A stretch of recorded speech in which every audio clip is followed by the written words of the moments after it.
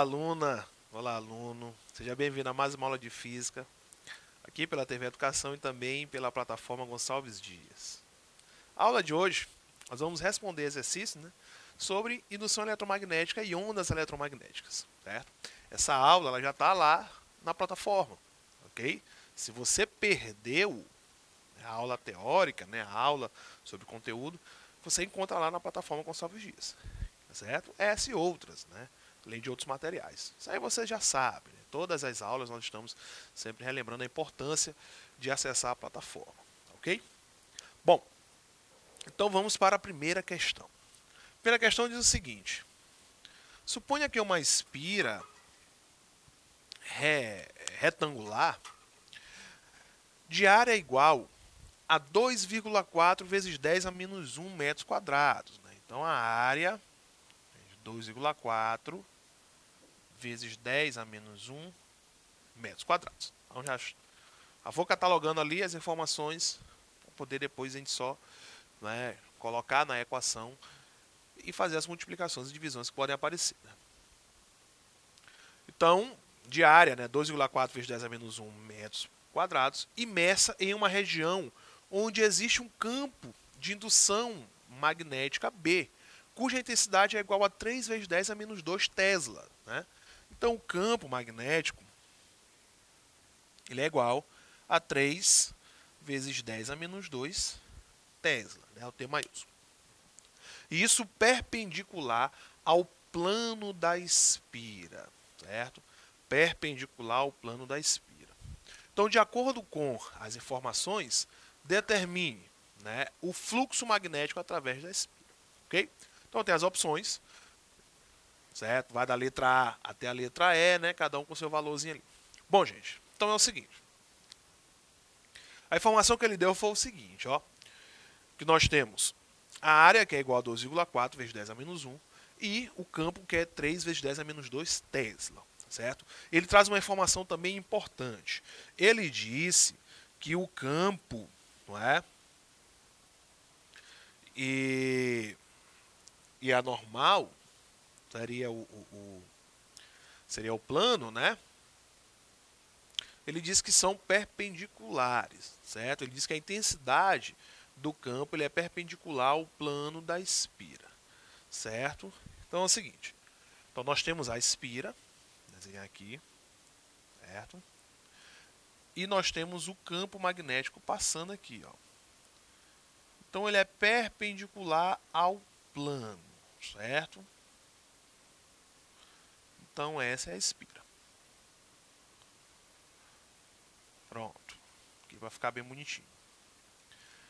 Então nós temos o campo magnético atravessando aqui a espira e formando 90 graus com o plano da espira. Cuidado! Se ele forma 90 graus com o plano da espira, quer dizer que com uma normal dessa espira ele vai ser aí paralelo, ok? Então ele vai ser paralelo aí a essa normal, como nós vimos na aula, Então aqui nós vamos ter uma normal,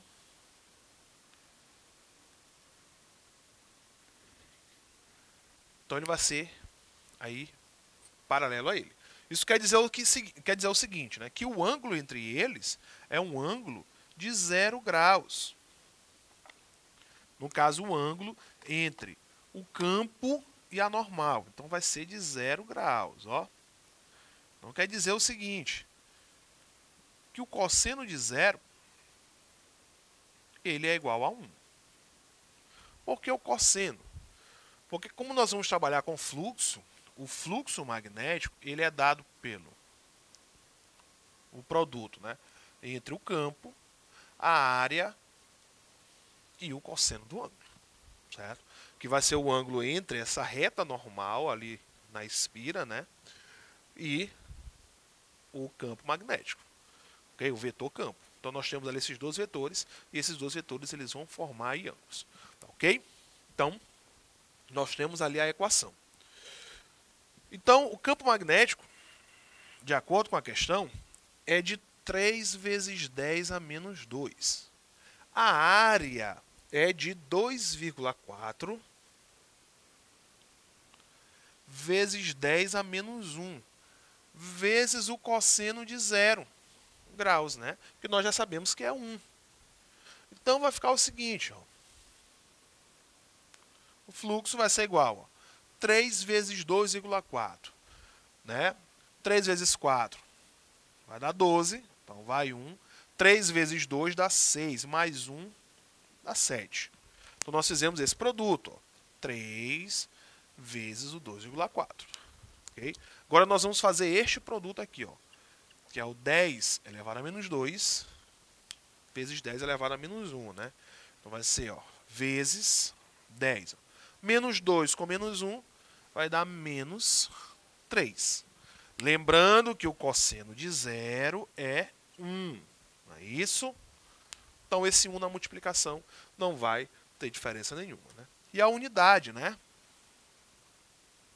Então, o fluxo magnético, né, ele vai ter esse valor, que é de 7,2 vezes 10 elevado a menos 3. Tá ok? Viram como é facinho? Resposta nós encontramos lá na letra A. Não é isso? Resposta, letra A. Questão bem fácil, né? Questão simples.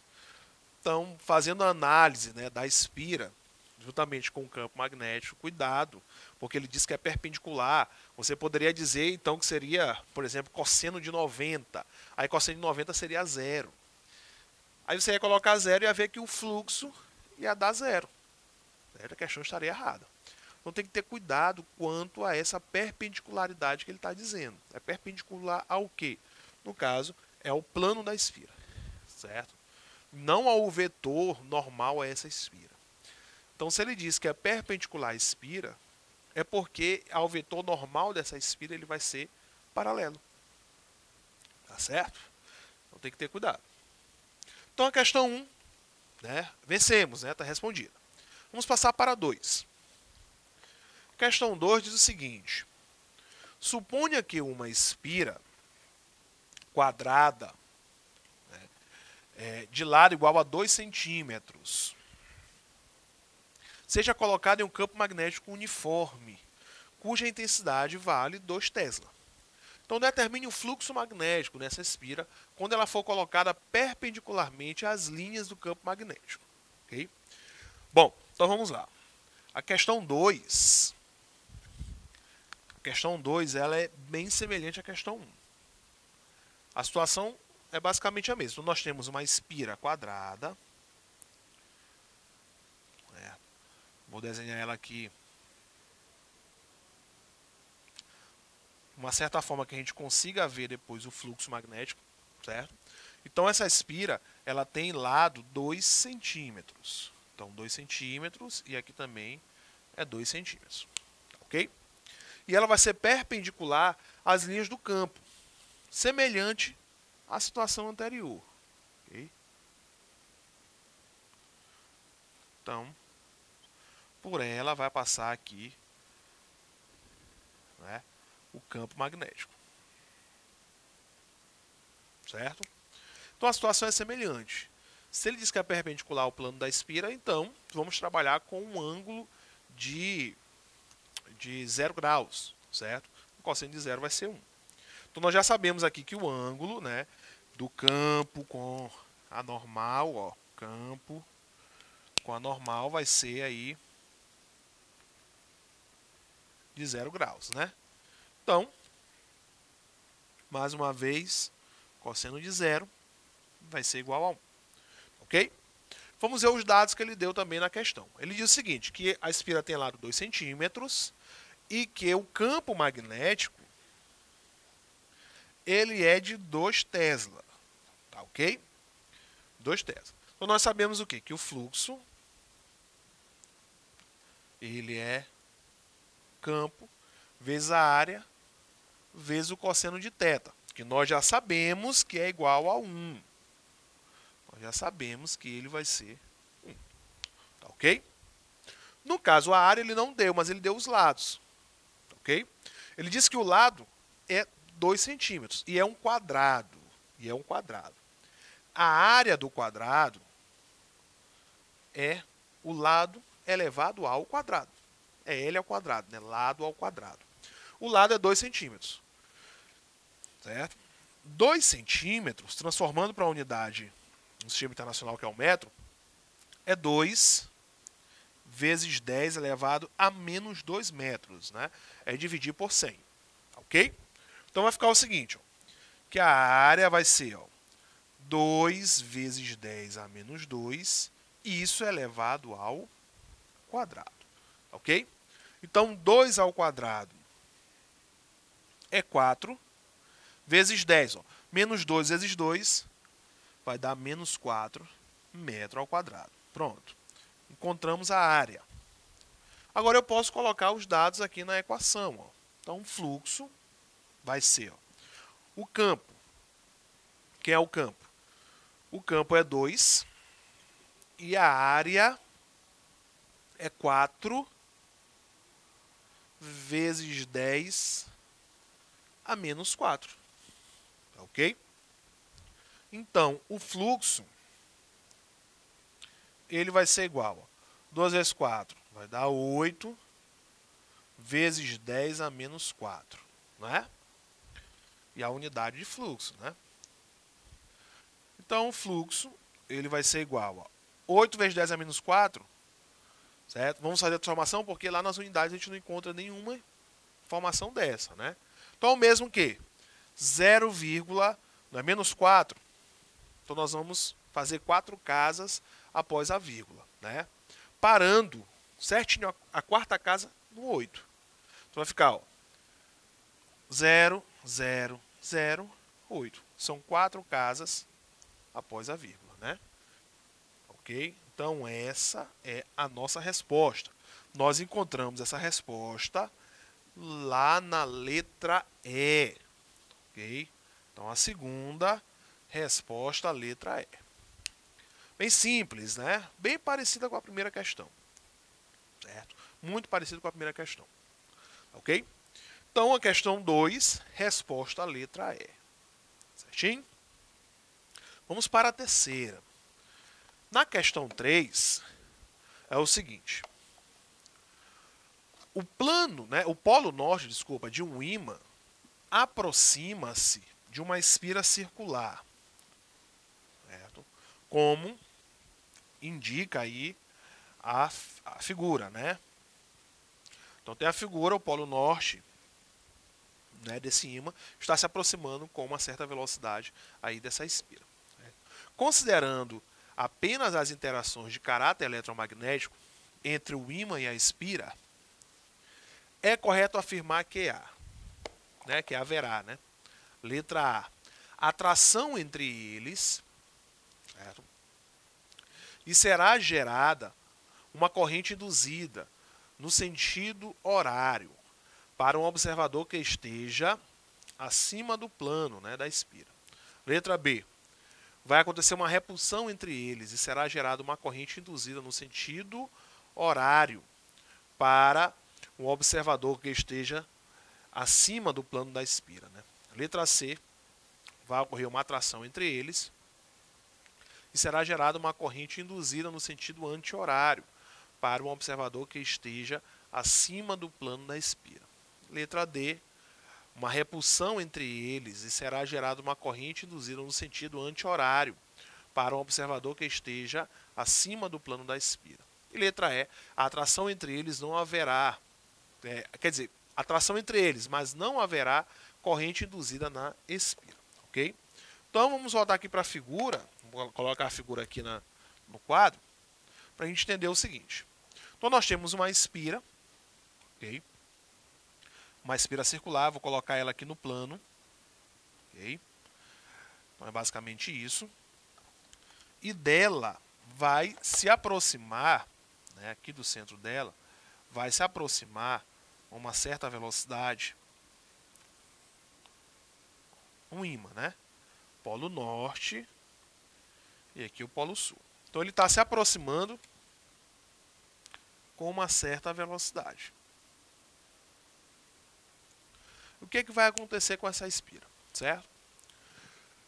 Primeiro que vai gerar uma corrente elétrica, né, que nós chamamos de corrente elétrica induzida. Então, em cima ele se aproxima com uma certa velocidade e nós temos aí a corrente sendo gerada. Neste caso, nós temos uma corrente que ela vai ser gerada neste sentido, certo? Que é o sentido anti-horário. Ok? E se nós utilizarmos a regra da mão direita para campo, nós vamos perceber o seguinte, que neste sentido, né, que é o sentido anti-horário, ele vai estar saindo do plano.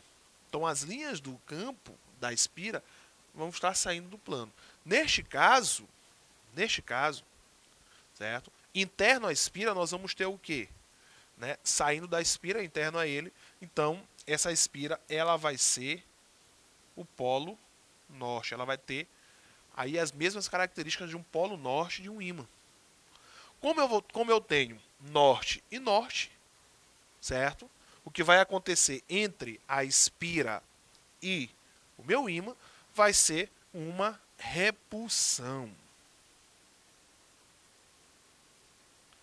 Então vai acontecer uma repulsão entre o ímã e essa espira, justamente por conta do sentido adotado, né, pela corrente elétrica induzida, tá, ok? Que esse ímã ele vai gerar lá nessa espira. Então nós encontramos essa resposta lá na letra D, que diz o seguinte, ó, repulsão entre eles e será gerada uma corrente induzida no sentido anti-horário, né, para um observador que esteja acima do plano da espira. Como nós estamos olhando, coloquei no plano aqui, né, do quadro, tá certo? Mas o efeito ele é o mesmo, certo? O efeito ele é o mesmo.